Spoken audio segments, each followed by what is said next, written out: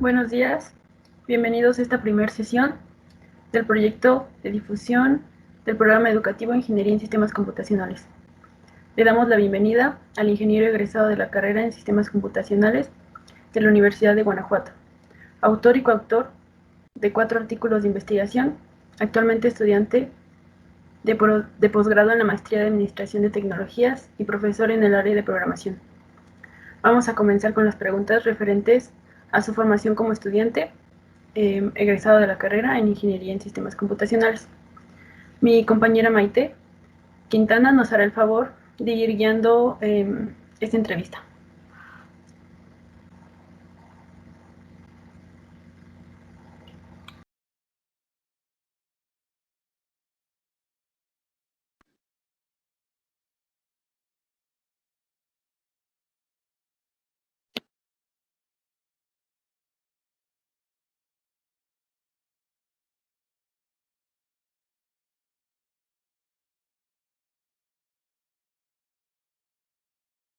Buenos días, compañero Eri. Tenemos la pregunta de ¿por qué elegiste estudiar la carrera de Ingeniería y Sistemas en Computacionales? Sí, buenos días a todos.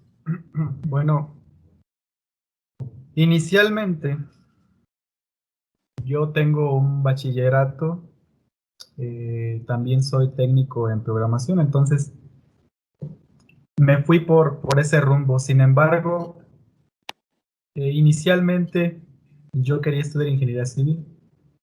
Sí, entonces estuve a punto de irme a la Ciudad de México.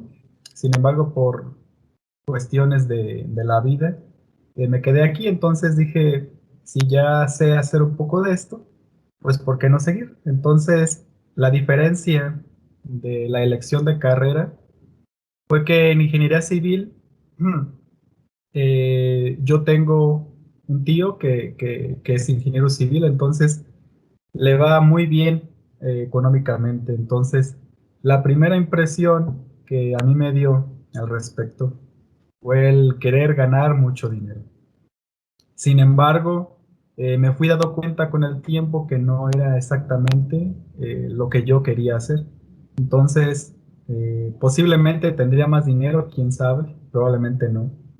Pero al final de cuentas me fui por lo que me gustaba un poco más y con el paso del tiempo le empecé a tomar cariño a la carrera, aunque al principio hubo unos bajones, estuve a punto de cambiarme a electrónica, pero me di cuenta que era realmente malo en electrónica, entonces me quedé en sistemas y con el paso del tiempo le tomé cariño a lo que hago.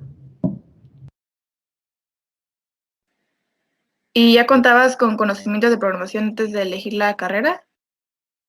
Sí, en realidad el primer año en cuanto a programación, como ya contaba con conocimientos previos, estas materias del área se me hicieron relativamente sencillas, que fueron las materias donde te enseñan a programar lo básico, ¿no? Entonces, como esto ya lo sabía, se me hizo relativamente muy sencillo, por lo tanto, eh, pues básicamente el primer año para mí no fue de chocolate, porque en realidad las materias difíciles son las de matemáticas, física y todas esas. Entonces, sí, me centré más en ese otro ámbito, porque no era mi fuerte. Entonces, bueno, la física no es mi fuerte, irónicamente.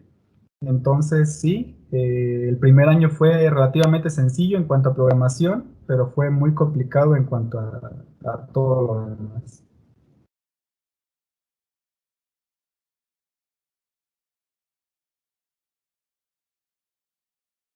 ¿Qué materias se te dificultaron durante toda la carrera? Ah, como yo ya tenía conocimientos previos, las de programación no se me dificultaron tanto, a excepción de unas que otras materias donde ocupabas algo más que conocimientos lógicos de programación. Hay unas materias en sistemas que se llaman visión por computadora o inteligencia artificial. Entonces, a mi punto de vista, no vas con que sepas programar ciertas cosas, necesitas tener la mente un poco más abierta para ese tipo de materias, porque se utiliza mucho matemáticas. Entonces, si no eres muy buena en matemáticas, tienes que aprender para poder pasar esas materias. La primera vez se me hizo muy complicado. Irónicamente, ahora trabajo con esas dos ramas de la informática, con visión por computadora y que es básicamente procesamiento digital de imágenes. Eh, en electrónica, pues es procesamiento de señas y con inteligencia artificial, básicamente es lo que me gusta ahora, que irónicamente fue lo que se me complicó más en la carrera. Y sobre todo el área de tronco común, bueno, en mis tiempos, si lo queremos ver así, que tampoco estoy tan viejo, pero en mis tiempos, por allá del 2014, 2015, eh, no sé ahora, pero era muy complicado pasar ciertas materias. Las daban muy difícil, sobre todo las de cálculo, física y todas esas ecuaciones diferenciales. Entonces fueron las que más se me complicaron porque básicamente yo nunca fui un genio, entonces me gradué a tiempo porque básicamente le eché ganas, me esforcé mucho, posiblemente me esforcé más que otros porque me tuve que poner al corriente, sobre todo en esas materias de matemáticas que al final de cuentas ya no las he usado. En el desarrollo de software no he usado una integral, por ejemplo, pero pues es bueno, ¿no? Es bueno saber ese conocimiento como general para cualquier tipo de ingeniería. Que básicamente, si bien no he usado, por ejemplo, una integral muy complicada, sí he usado derivadas en visión por computadora, en procesamiento de imágenes se usan derivadas, en inteligencia artificial se usan métodos estadísticos, entonces las matemáticas sí son importantes y fueron las que más se me complicaron, aunque ya no las uso tanto, pero sé que sí son importantes. ¿Y qué fue lo que más te gustó durante toda la carrera? Eh, durante toda la carrera, no sé si fue eh, el departamento como tal o es así en todas las sedes de la universidad, pero lo que más me gustó es el compañerismo que hay entre todos los ingenieros, básicamente. Yo no puedo hablar por las personas de otras facultades, pero al menos en ingeniería, si pides ayuda a alguien más, te va a echar la mano. Entonces, eso fue lo bueno y fue también lo que me ayudó a mí a pasar ciertas materias, la ayuda de los demás y también yo ayudaba a los demás. Entonces, básicamente aquí no hay mejores o peores estudiantes, simplemente hay que pedir ayuda a los demás. Hay personas que saben más que tú de otras áreas, tú sabes más que otras personas de otras áreas, entonces eso fue lo que más me gustó. Hay mucho compañerismo, al menos en el departamento, entonces me pareció muy gratificante la compañía de todos ellos.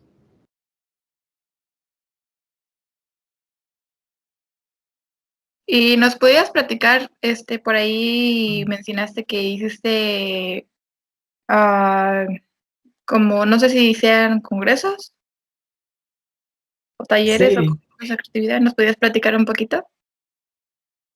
sí, desde el segundo año de mi carrera empecé a hacer servicio social con la doctora Susana, entonces eso me abrió muchas puertas. Entonces, tomar esa decisión eh, como que, como que te lleva por otro rumbo en la parte de investigación. Entonces, más o menos desde mitad de mi carrera, yo decidí algo importante y que yo creo que todos deberían hacer eso, ¿no? Decidir si se van por investigación o si se van por la industria. Entonces, yo me decidí por la investigación porque yo hacía mi servicio social en investigación y me gustó. Si no te gusta leer, se te va a hacer muy complicado dedicarte a la investigación. O sea, la investigación es mucho leer. Eh, a mí no me gustaba leer, pero le tomé el cariño.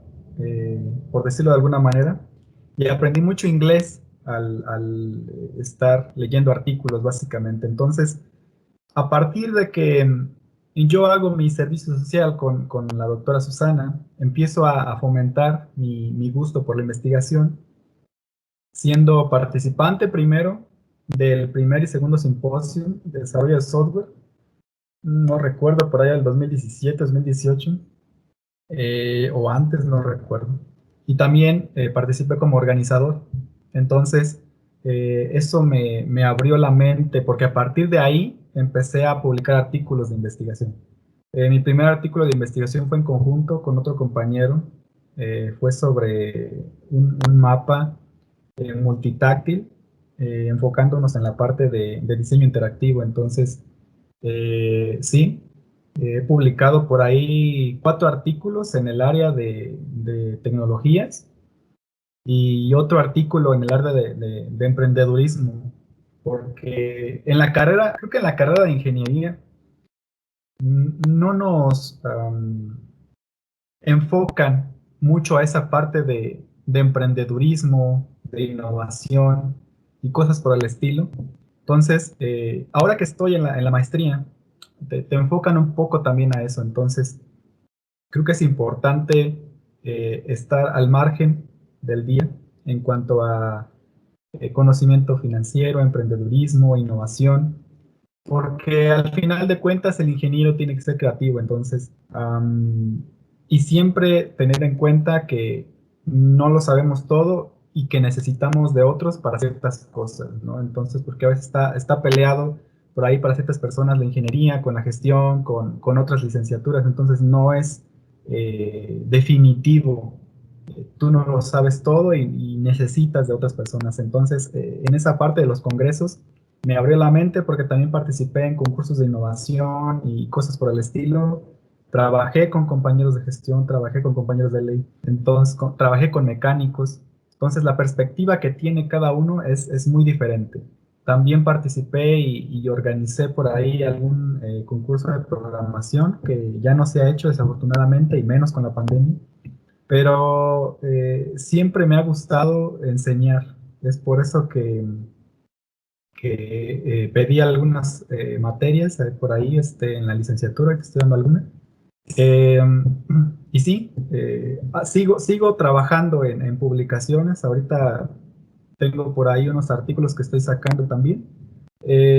Y van más enfocados en la parte de diseño interactivo. ¿Por qué? Porque en la ingeniería en sistemas, en general, en cualquier universidad, casi siempre te enseñan a programar y te enseñan algoritmos, base de datos, páginas web, pero no te enseñan diseño. Y al final de cuentas, si tu aplicación funciona, pero no está bonita, no va a vender. Entonces, muy pocas personas de sistemas se dedican a algo de diseño. Entonces, por eso yo me fui por esa área. Además de que me gusta el diseño interactivo, creo que hay muy pocos ingenieros en sistemas como tal que se dediquen a esa parte de diseño, lo cual ha sido olvidado y es importante porque como les mencionaba, lo que no luce no vende. Entonces, me he enfocado en esa parte yo, en mis artículos de investigación, en mis papers, y pues lo seguiría haciendo. Obviamente, metiéndole por ahí procesamiento digital de imágenes, inteligencia artificial y todo lo que se ocupe para contribuir, para seguir contribuyendo a la comunidad científica.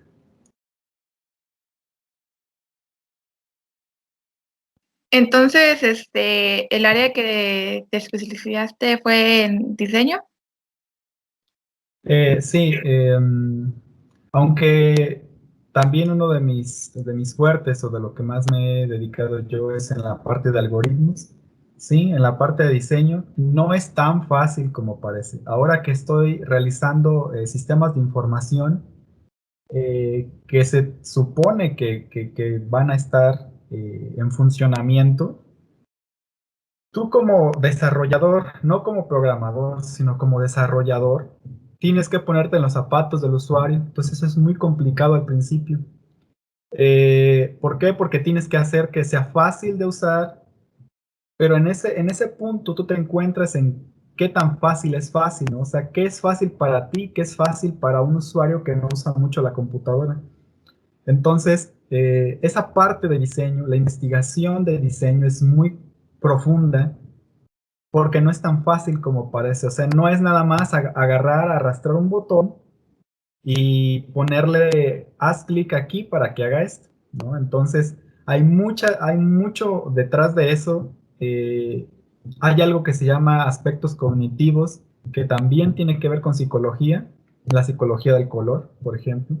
Entonces, la interacción humano-computadora es multidisciplinario. ¿Sí? Esa subárea de la informática es multidisciplinaria. Tiene que ver con psicología, tiene que ver con diseño, tiene que ver con algoritmos, con filosofía incluso. Entonces, tienes que aprender teoría del color, tienes que aprender muchas otras cosas que, por ejemplo, no sé, ¿quieres llamar la atención del usuario al iniciar la aplicación? Ah, pues ponle en el mero centro de la pantalla qué es lo que quieres que llame su atención. Puedes ponerle ciertos colores, puedes ponerle qué tan grande es la fuente, cosas por el estilo. Entonces parece sencillo, pero no es tan sencillo. Y sobre todo, hacer algo, o más bien dicho, una aplicación interactiva, es decir, que por ejemplo el usuario pueda personalizar los colores, que el usuario pueda personalizar la interfaz, que el usuario pueda personalizar los botones, pueda personalizar básicamente todo, incluso que pueda crear nuevos botones dinámicamente. Eso también programáticamente es complicado. Yo estoy ahorita utilizando la tecnología WPF con C Sharp de Microsoft para desarrollar sistemas de información. Separa el código del diseño y eso me permite crear controles nuevos, por ejemplo. Eh, pero es muy complicado, me lleva tiempo. Por ejemplo, desarrollar el puro diseño de una ventana me lleva semanas, eh, porque hacer algo dinámico es difícil. O sea, algo estático puede llamarse un botón y que ese botón des clic y ya no puedes hacer nada más con ese botón. Pero hacer que los usuarios puedan personalizar un botón realmente es complejo. ¿Por qué? Porque básicamente el usuario está modificando código cuando está usando la aplicación. Entonces tú como programador tienes que hacer que tu programa no se rompa cuando un usuario esté modificando tu código. Porque básicamente cuando el usuario puede crear un botón, puede cambiarle el color, puede cambiarle el tipo de fuente a algo en una aplicación, está modificando código. Y un programador tiene que hacer que un usuario que probablemente no sepa nada de informática no rompa tu programa cuando modifique tu código. Entonces es algo realmente difícil, no es tan fácil como se cree el diseño de aplicaciones. Aunque ya hay mucho framework, nada como hacerlo desde abajo para que tú tengas control de todas tus aplicaciones. Entonces, yo me he dedicado a diseño. No es nada fácil hacer diseño dinámico, no es nada fácil y personalizable. Entonces, y también requiere mucho tiempo y metodologías de diseño. Entonces, no es fácil y yo por eso me he ido a eso, ya que en la carrera no te enseñan a hacer eso, no te enseñan diseño, no te enseñan diseño dinámico, no te enseñan a personalizar aplicaciones, te enseñan a programar y ya. Pero yo creo que un buen estudiante no es aquel que se queda con lo que le dice el profesor, sino que cuestiona al profesor y no le crea la primera, ¿sí? O sea, investiga por su cuenta para conocer más al respecto. Yo creo que es un buen estudiante, nunca se queda con lo que le diga alguien. O sea, un profesor puede tener mucho conocimiento, pero no tiene la decisión final posiblemente para ti. Puede haber muchas soluciones, no puede ser la única. Es como cuando resuelves una integral, no hay una única solución. Y si tú te encasillas en lo que te enseña un profesor, no vas a saber resolver integrales, vas a saber hacer la integral que él te puso con el método que él te puso, pero como tal integrales no vas a saber hacer. Vas a saber hacer y repetir el proceso que él te enseñó. Por lo tanto, yo a mis alumnos les digo, lo que yo les diga no es algo definitivo, ustedes pueden indagar, pueden investigar mucho más, porque hay muchas formas de hacerlo, no sean cuadrados, porque hay algunos profesores, independientemente de lo que sean, o alumnos que son cuadrados y el método que les enseña el profesor lo quieren usar siempre para hacer algo. Y hay muchas más formas de hacerlo y a lo mejor muchas más fáciles. Y hay profesores, puede haber, no me ha tocado, que te digan, si no lo haces por este método, no está bien, porque es el método que yo te enseñé. Eso es el cuadrado y no está bien. O sea, el chiste es que salga y hazlo como tú quieras, o sea, como puedas, pero que salga. Y pues básicamente eso es el diseño, al igual que una integral, no hay una forma fija de hacerlo, o sea, le tienes que meter coco, es básicamente tu creatividad.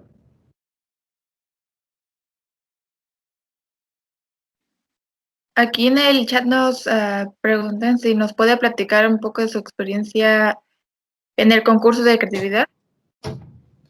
Sí, bueno, ese concurso de creatividad fue el primero, bueno, puedo platicar del primero.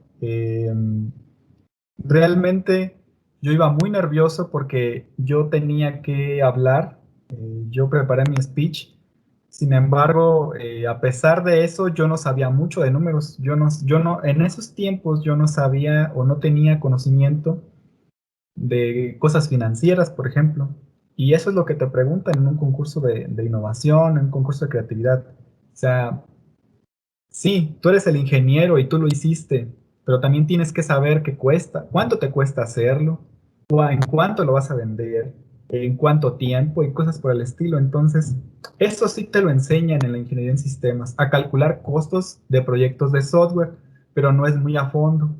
¿Por qué? Porque no hay nada como practicarlo y verlo tú en la vida real. Entonces yo iba muy nervioso por eso y al final de cuentas salió bien el speech. Nos dijeron que era un producto muy innovador. eh, Era un mapa turístico, si no mal recuerdo. Era interactivo, era multitáctil. Pero al final de cuentas, lo que nos faltó, y a pesar de tener una persona de gestión, fue que lo hicimos muy a la carrera y al final los costos no cuadraban, el enfoque no era el indicado. O sea, el proyecto era bueno, pero a las carreras las cosas no salen. Entonces creo que nos avisaron una semana antes, ya teníamos el proyecto desarrollado, pero no teníamos el plan de negocios, no teníamos X cosas. Entonces yo les recomiendo que en la vida en general, porque esto no lo enseñan en la escuela y no tengo idea del por qué, al menos no en ingeniería no lo enseñan, deben tener educación financiera. Porque, por ejemplo, incluso sin ir a la universidad, pones un negocio y no sabes cómo pagar impuestos y llegan y te cobran mucho, mucho más porque te cobran multa. Entonces, esa educación financiera también lo necesitas para los proyectos de innovación, porque necesitas saber cuánto te tiene que invertir el empresario o la persona o el gobierno, cuánto te va a costar para que eso te pueda invertir. Entonces, eso yo no lo sabía y por eso me puse más nervioso todavía y bueno, al final no pasó nada. Les gustó el software, pero no les gustaron los costos. No sé si han visto por ahí Shark Tank. Es básicamente lo mismo, un concurso de innovación de la OG. Presentas tu proyecto, es igualito. Presentas tu proyecto, presentas tus costos, presentas tus ingresos y todo eso. Y si no sabes de números, seas el ingeniero, seas el gestor, seas no, el que sea, te van a echar para atrás. Todos tienen que involucrarse. El gestor tiene que saber cómo se hizo el software, a lo mejor no cómo está el código, pero cómo se hizo, cómo funciona.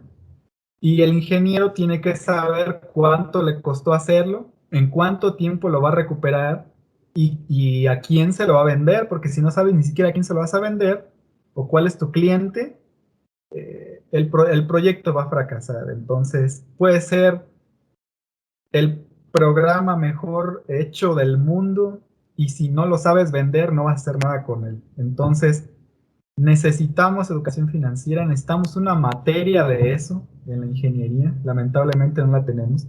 En la maestría que hay en el DEM sí lo hay. Se llama financiación de proyectos tecnológicos o algo así. Ahí aprendí muchas cosas. Hay una materia que se llama economía, entonces lamentablemente yo iba con pésimos conocimientos financieros y tal cual como en Shark Tank, nos echaron para atrás, muy buen proyecto, pero no me lo supiste vender. Entonces, alguien que vaya a ese tipo de proyectos y que esté en ingeniería, tiene que involucrarse en el proyecto, tiene que involucrarse en los costos, en la parte financiera, no ser un experto, simplemente saber cuánto te costó y a quién se lo vas a vender. Con eso ya estás del otro lado. Entonces, les digo, no lo podemos saber todo y a veces despreciamos un poco lo que hacen otras carreras, otras licenciaturas, otras ingenierías. Pero al final de cuentas, pues todos necesitamos de todos, no lo sabemos todo. Y pues nada, entonces alguien que quiera ir a un concurso de innovación necesita tener buen colmillo y buena labia también para poder tener alguna oportunidad. También nos preguntan, ¿dónde aprendió esos aspectos de diseño? Esto también se lo enseño a mis estudiantes porque si bien el profesor te tiene que enseñar es su trabajo, básicamente le están pagando por eso, hay que ser autodidactas. Eh, Obviamente, pues el profesor no se tiene que pasar, no te va a mandar un PDF y esperar que con eso hagas un proyectazo. Me refiero a que el profesor y en la escuela te enseñan lo básico que tienes que saber para poder defenderte en la vida real, en las empresas, y tú tienes que ser capaz de investigar cosas que tú no sepas. Eso es algo que incluso a veces te preguntan bueno, yo tengo amigos que trabajan en empresas grandes, en Querétaro, Guadalajara, Ciudad de México, y esa es una de las preguntas que te hacen en las entrevistas. ¿Eres autodidacta? Sí, no. Si no, eh, pues mucha suerte a ver qué pasa, ¿no? ¿Por qué? Porque a veces necesitamos aprender cosas por nuestra propia cuenta. ¿Yo por qué aprendí diseño? ¿O por qué sigo aprendiendo diseño? Todavía no he acabado, es algo muy grande. Porque me surgió la necesidad de hacerlo. Entonces, eso es lo que yo les digo mucho a mis estudiantes también. Yo no les dejo trabajos realmente complicados, o sea, no les dejo 200 integrales para el lunes. ¿Por qué? Porque si tú terminas odiando una materia, no vas a aprender. Si tú odias algo, no te va a interesar. Entonces, ¿qué chiste tiene dejar muchísima tarea, dejar muchísimo trabajo, si al final de cuentas te vas a hartar de lo que te estoy enseñando? Lo vas a aprender, pero no a las buenas, y algo que no se aprende a las buenas se olvida, ¿sí? Ahorita yo ya no me acuerdo de cómo hacer una integral triple, por ejemplo. Eso lo aprendí a las malas y ya no me acuerdo y no lo he ocupado, sinceramente. Sin embargo, hay que ser autodidacta. Básicamente lo aprendí porque yo quise y porque quise, ahora sé diseño. Básicamente al principio lo necesitaba para sacar mi servicio social porque me lo pedían. Sin embargo, me gustó y lo aprendí por mi cuenta. A mí me dijeron, ten este libro, aprende esto, es lo que ocupas nada más para sacar lo que yo te pido. Pero como me interesó, entonces yo seguí investigando ese libro y ahorita junté varios eh, aspectos de varios libros, los junté en un documento que yo tengo y ese es el documento que yo suelo seguir para hacer mis diseños. Entonces, no esperen que en la escuela les enseñen todo porque no es así. De hecho, hay muchos que llegan a las empresas y nada de lo que les enseñaron les piden para trabajar. Entonces, unos amigos salieron de X universidad, les enseñaron lenguajes de páginas web, PHP, JavaScript, lenguaje de marcado, HTML, y no les piden nada de eso. Resulta que les piden tecnologías que ni siquiera vieron en la carrera. Pero lo bueno es que las empresas nos tienen paciencia y nos dan unas semanas o unos meses de capacitación, porque entienden que la universidad solamente es una base de lo que tú realmente necesitas aprender. No es lo mismo la teoría que la práctica. Y por ejemplo, en programación, no me gusta ver mucha teoría en materias donde tienes que empezar a desarrollar tus conocimientos lógicos, porque lo que tienes que hacer es practicar. Pero si tú no quieres, no vas a aprender. Si tú odias algo, no vas a aprender porque no te interesa. Entonces, lo que tienen que hacer es ver desde ahorita que están en semestres tempranos, y si ya están a la mitad o más allá, deben preguntarse qué de todo lo que abarca su carrera les gusta. Porque, por ejemplo, en sistemas hay muchas áreas. Hay base de datos, hay redes, hay páginas web, aplicaciones móviles, de escritorio. Entonces, hay mucho. En electrónica me imagino que también. Entonces, ¿qué es lo que les gusta de todo? Me decía un profesor el primer semestre de mi carrera, que daba química, se llamaba Luis Miguel, eh, nos decía que hay veces que no tenemos opción. Estamos en una carrera porque no tenemos de otra. Es lo que nos alcanzó o es lo que a donde nos metieron o nuestro papá quería que estudiáramos eso. Pero ya estás aquí.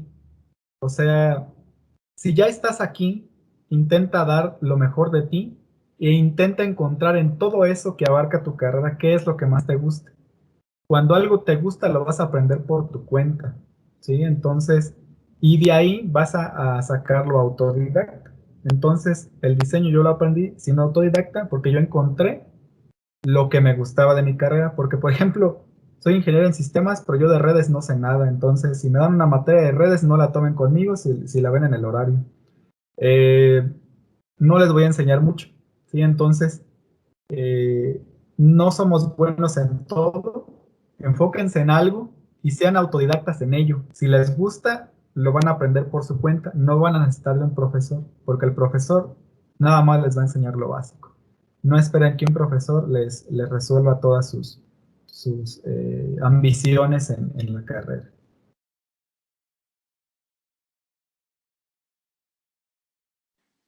Por ahí mencionaste que hiciste una certificación, ¿nos podías platicar tu experiencia? Sí, tengo por ahí una certificación en base de datos con Microsoft. Es en MySQL, es un gestor de base de datos específico. Eh, lo que hace Microsoft es que te envía unas guías escritas y a partir de esas guías tú tienes que estudiarlas y repasarlas para poder pasar. Creo que me pedían 8 para pasarlo. Es como un examen básicamente de todo lo que involucra base de datos, seguridad, sentencias SQL, creación de tablas, etcétera, ¿no? En cualquier certificación es más o menos lo mismo y sobre todo de Microsoft siguen un estándar. Cada vez de que la universidad les ofrezca una certificación, yo les recomendaría que la tomen, porque una certificación para mí a veces vale más que un certificado de universidad. ¿Por qué? Porque la certificación con una empresa privada asegura que tú sabes hacer algo específico. El certificado de la universidad asegura que pasaste tus materias, no asegura que sabes. Entonces, las empresas también se fijan en eso y en tu CV. Si tú tienes certificaciones, las empresas lo toman en cuenta porque tú estás especializado en algo. Entonces, yo sé de base de datos y lo puedo certificar con mi papelito que dice Microsoft, firmado por el director de aquellos tiempos de Microsoft, que fue como en el 2015 por ahí. Eh, y eso vale mucho. Y fue gratis. ¿Por qué? Porque la escuela me lo auspició. Entonces, cada vez que encuentren una certificación, yo les recomendaría que la tomaran, sobre todo cuando es de la universidad, porque si no es gratis, al menos tiene descuento. Las certificaciones son muy caras. Esa certificación de base de datos creo que costaba 12,000 pesos. Entonces, me salió gratis y me ha servido mucho. Esa certificación avala que yo sé de base de datos. El certificado de universidad no avala que yo sé de algo, avala que acabé mis materias. El título puede que sí avale que sepas de algo, pero no avala específicamente en qué sabes. O sea, el título dice ingeniero en sistema, ¿no? pero el certificado dice, tú, persona que no sé si tienes título, pero tienes certificado y yo avalo, yo Microsoft estoy avalando que tú sabes base de datos, tú sabes, no sé, electrónica digital, tú sabes X cosa. Entonces, eso es muy importante, sobre todo para las empresas. Si tú quieres entrar a una maestría, lo que es importante, sí, son buenos los certificados, pero también algún artículo de investigación o algún verano de investigación. La universidad tiene veranos. Yo también participé en veranos de investigación y fue una buena experiencia. Eh, y bueno, entonces yo les recomiendo que tomen esas oportunidades que les da la universidad. Son muy buenas porque la mayoría son gratis o son muy baratas a comparación de lo que cuestan con empresas importantes como Microsoft, Oracle, IBM, etcétera.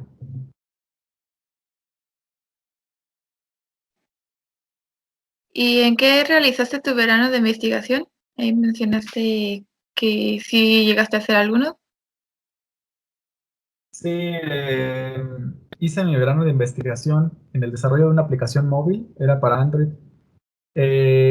Básicamente en esa aplicación lo que hacíamos era localizar los árboles de la universidad porque era para ayudar a la certificación ecológica del DEN. Entonces fue parte de esa certificación. Y lo que hicimos fue hacer como un catálogo de las ubicaciones donde estaban esos árboles para clasificarlos y además de tener un inventario y un conteo, saber qué tipos de especies existían en el departamento.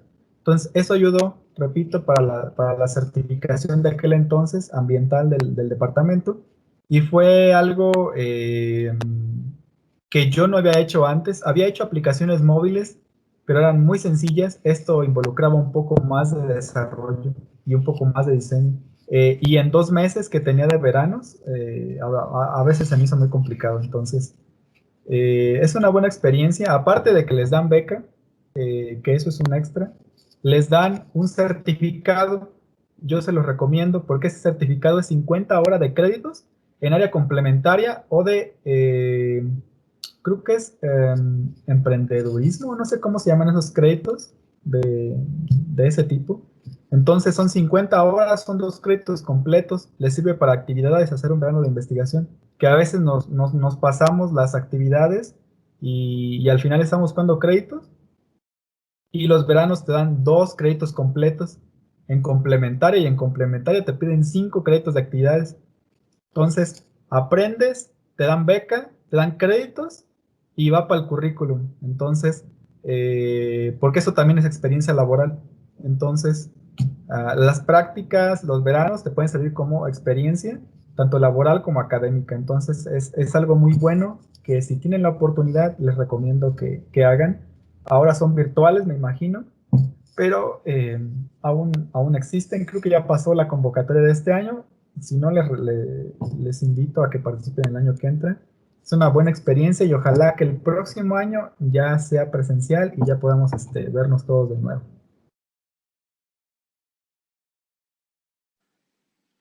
Actualmente te encuentras haciendo una maestría, ¿verdad? ¿Qué te inspiró en realizarla? El cariño que le tomé a la investigación a lo largo de la carrera. Es algo, fíjense, eh, yo me enfoqué en la investigación en la carrera y es algo que no es muy común entre los estudiantes porque ya teníamos mucha carga académica. Entonces yo me eché esa carga extra porque quería, ¿cómo decirlo? Quería ir un poco más allá de lo que yo ya sabía. Entonces yo no sabía mucho, quería saber más. Entonces me enfoqué en la investigación desde la carrera y sabía que una maestría me iba a ayudar a eso. Porque en la maestría no es fácil, no es nada fácil, porque en la maestría te piden a fuerzas titular de por tesis. Entonces, si tú no hiciste tesis en licenciatura y quieres entrar a una maestría, se te va a complicar un poco más. Eh, y en la maestría se enfoca, y en general en los posgrados, maestría, doctorado, postdoctorado, se enfoca en la investigación. Entonces, yo ya iba orientado a eso, entonces de plano yo dije, yo quiero seguir una maestría directamente saliendo de la carrera. Tuve ofertas de trabajo, no se lo dije a muchas personas, tuve ofertas, pero me quedé en la maestría porque a mí me gustaba más la investigación. Incluso cuando tienes doctorado, no es necesario que te quedes en una escuela. Tú puedes tener un doctorado, una maestría, irte a una empresa y trabajar en el área de investigación. Ellos tienen áreas de investigación de marketing, de innovación de software y cosas por el estilo. Entonces, no está peleada la investigación con la industria. ¿Sí? Entonces, un posgrado te puede ayudar a eso. Y puedes iniciarte, de hecho, puedes iniciarte y ver si te gustaría hacer una maestría haciendo un verano de investigación. Porque en el verano de investigación te preparan para eso. Y ahí puedes checar si te gusta o no te gusta. Entonces, si les gusta leer, puede que sí les guste hacer un posgrado, por ejemplo, que es mucho de leer, es mucho investigar. Y eso me llamó a hacer un posgrado. Entonces, y aunado a eso, que si bien puede decir uno lo hace por amor al arte, ¿no? Pero pues, uno también tiene que comer. Los posgrados, por ejemplo, de la universidad, el de la MAT, tiene reconocimiento de PNPC con CONACYT, entonces te dan beca CONACYT, y no es nada despreciable el monto realmente. Entonces, es un estímulo que te dan para que continúes, porque en México yo creo que la mayoría se va a la industria y no se va a los posgrados, precisamente porque a veces uno dice, ok, salgo de la maestría y luego ¿qué? No tengo experiencia laboral. O sea, ¿quién me va a contratar aún con maestría? Incluso hay gente que puede ocultar su maestría porque algunas empresas le dicen que está sobrecalificado. Pero el punto es que debes encontrar, si después de una maestría quieres irte a la industria, debes encontrar la empresa correcta, porque hay empresas que toman la maestría como 2 años de experiencia, porque es una especialización en algo. Entonces, pues yo les recomiendo que desde mitad de carrera empiecen a ver qué les gusta industria o investigación, y en cualquiera de las dos, si les gusta lo que hacen, estoy seguro que van a tener éxito en ello.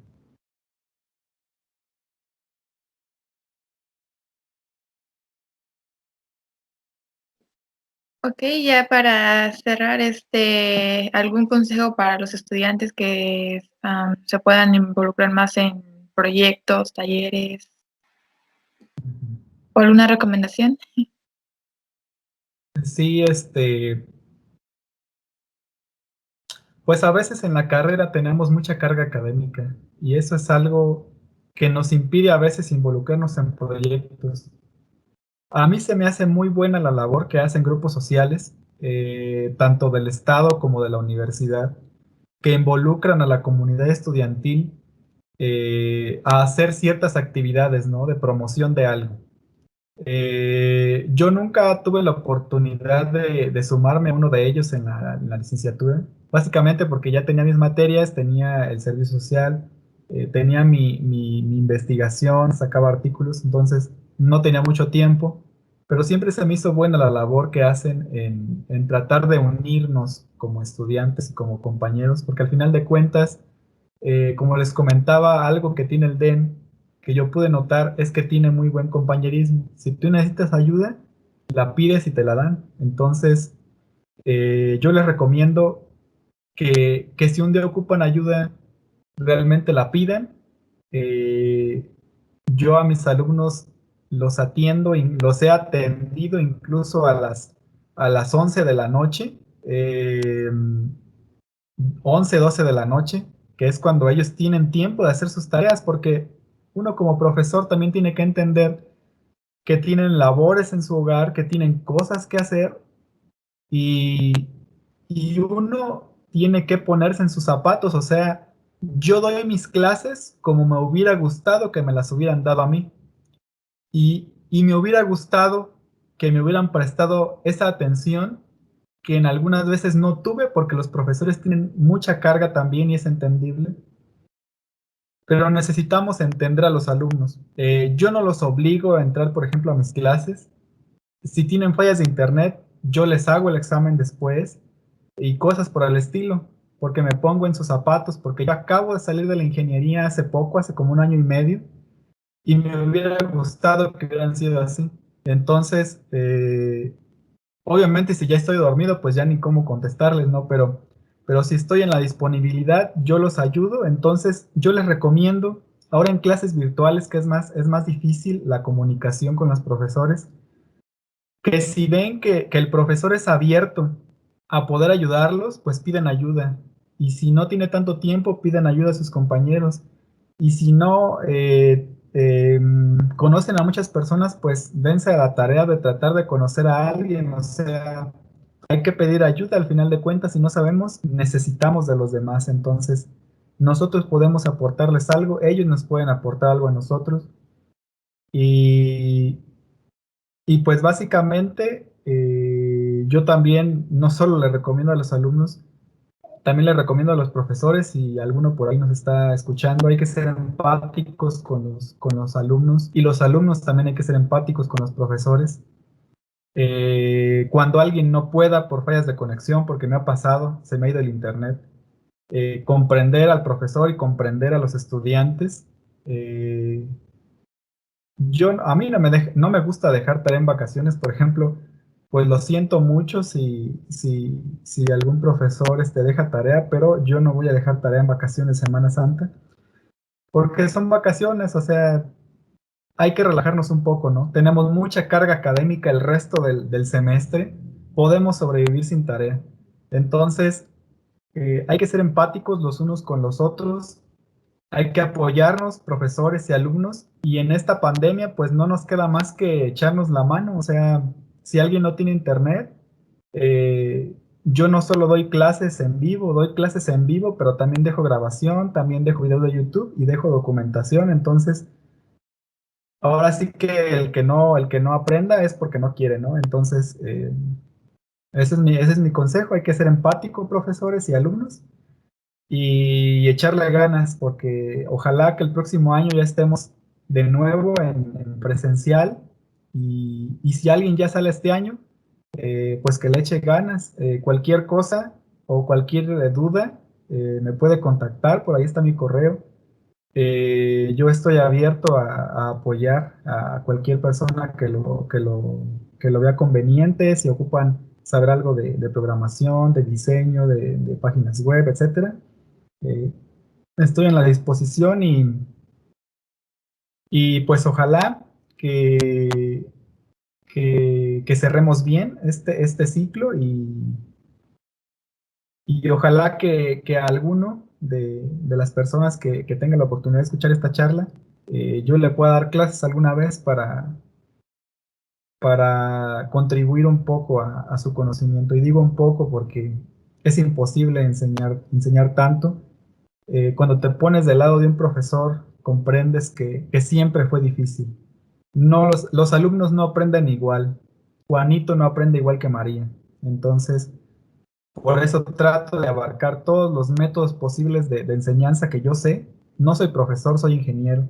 Ojalá puedan comprender eso también los estudiantes, pero pues como profesor también hay que entender a los alumnos, ¿no? Entonces, pues échenle ganas, sigan con sus metas y ojalá nos podamos ver algún día como colegas a los que están todavía en la carrera y pues ánimo que vamos a salir también de esta pandemia.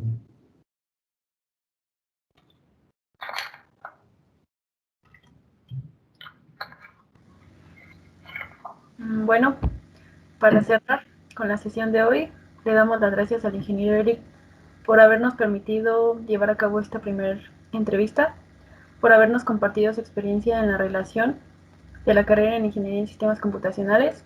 De igual forma, le damos las gracias a todos los invitados que estuvieron presentes y a mi compañera Maite por haber guiado esta entrevista al ingeniero.